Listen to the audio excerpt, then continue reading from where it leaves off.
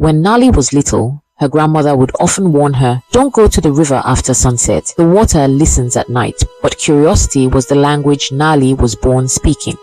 She loved how the river sounded at dusk. The soft hum beneath the cricket's song, the gentle splash of water against stone. When she fetched water in the day, she could almost hear her name in the ripples. Nali! And every night, when the village fell silent and the last cooking fires faded, Nali would sneak down barefoot to the riverbank. She'd sit on the rocks, her toes brushing the cool water, and whisper her dreams into the current. Dreams too fragile to share with anyone else. "River," she would murmur, "I wish someone loved me enough to listen like you do."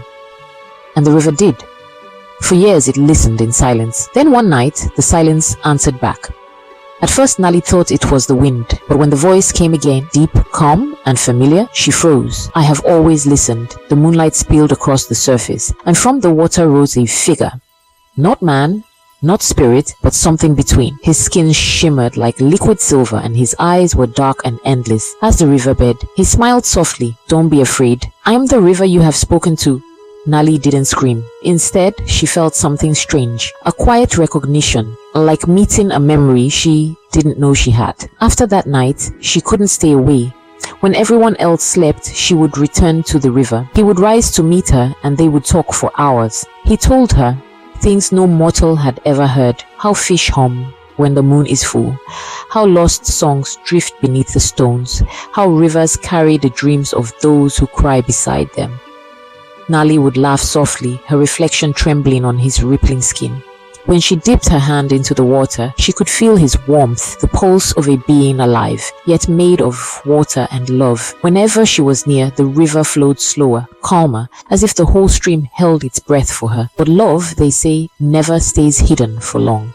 One morning, the elders found Nali asleep by the bank, her dress soaked but her face peaceful. They dragged her home in anger, shouting about curses and spirits. Her grandmother wept. "The river spirits take what they love, child. Do not go again, or you'll never come back." Nali promised to stay away. She meant it. But the nights grew too quiet, dreams too loud. Every time she closed her eyes, she felt the water brush her cheek and whisper her name. On the seventh night, she could bear it no more. The moon hung low and heavy as she walked to the river one last time. The water shimmered like silver fire. When he rose from its depths, his eyes were full of sorrow. "They will never understand," he said softly. "But I will never hurt you." Nali trembled. Her heart was torn between fear and longing. "No," she whispered. Then, without hesitation, she stepped into the river. The water was warm, too warm. It wrapped around her like an embrace, pulling her closer until her feet no longer touched the earth. The last thing she saw was the moon reflected on his skin.